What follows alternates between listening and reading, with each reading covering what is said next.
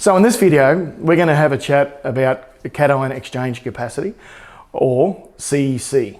So you'll find this on your soil test as either capital CEC or as ECE, which is effective cation exchange capacity.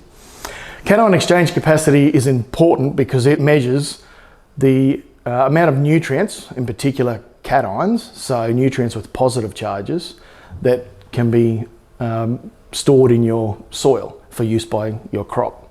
So here we've got two plates, and I'm going to use these plates as an example of the differences in CEC. So here we've got a larger plate which will represent a higher or larger CEC, and a smaller plate which will represent a smaller CEC. So the CEC is measured by the clay content as well as organic matter in your soil. So the higher the clay content, the higher the organic matter, the higher your CEC. So in this case, we've got a high CEC, which we'll say is our clay soil high in clay content, and a low CEC, which will be higher in sand content. You've also got silt. So soils and soil texture are a measure of sand, silt, and clay. And as I mentioned previously, it's the clay content that best represents your CEC, so your soil's capacity to hold your cations. So cations are positively charged nutrients found in your soil.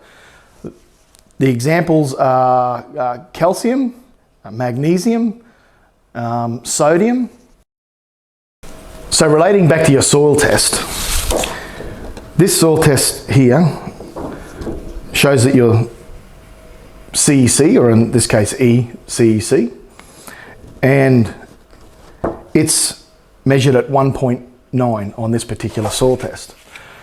So a reading of under 4 is typically classed as a sandy soil.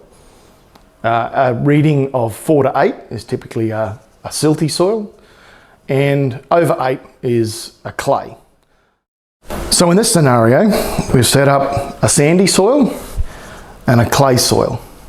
So as we've said previously, sandy soil has a lower CEC and the clay soils have higher CEC. We've got the minties, the white wrappers representing our calcium. We've got the red for potassium, our magnesium purple, and our sodium in green. So for this scenario, we've actually got a sodic soil. So we have the ratio of sodium to our other cations out of proportion.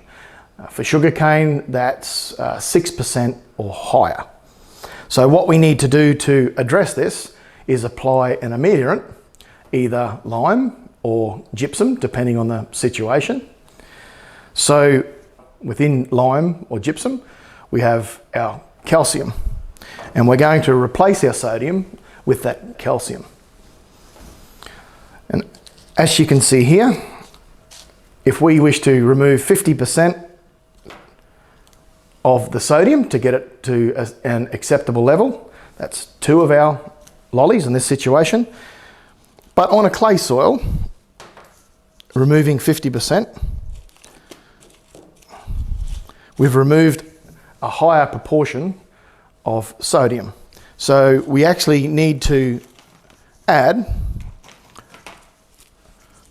more calcium on that soil type on the clay soil to address the sodic issue.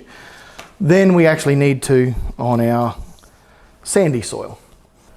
So we can then make the assumption that a high CEC soil, a high clay content soil, in balance has more nutrients available to the plant than a low CEC or sandy soil. However, if they're out of balance, it's easier to bring the sandy soil back into balance than what it is the clay soil. We can see that it's taken more lime or gypsum to correct the sodic issue in the clay than what it has the sand. So it's been more difficult or needed more input in the clay than what it's needed in the sand. The other consideration is that once the clay is in balance, once our cations and our nutrients on our cation exchange capacity in the clay are in balance, there are more nutrients available to the plant than what would be in the sand if it was in balance.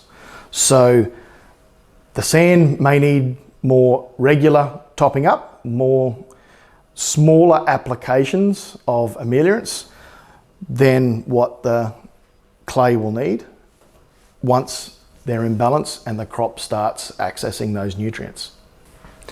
So in practical terms, what that means is that if we had a recommendation of 4 tonne per hectare of gypsum for this clay soil to bring it back into balance, to correct the sodic issue, then the sand with a lower CEC may only need 2 tonne per hectare to correct that.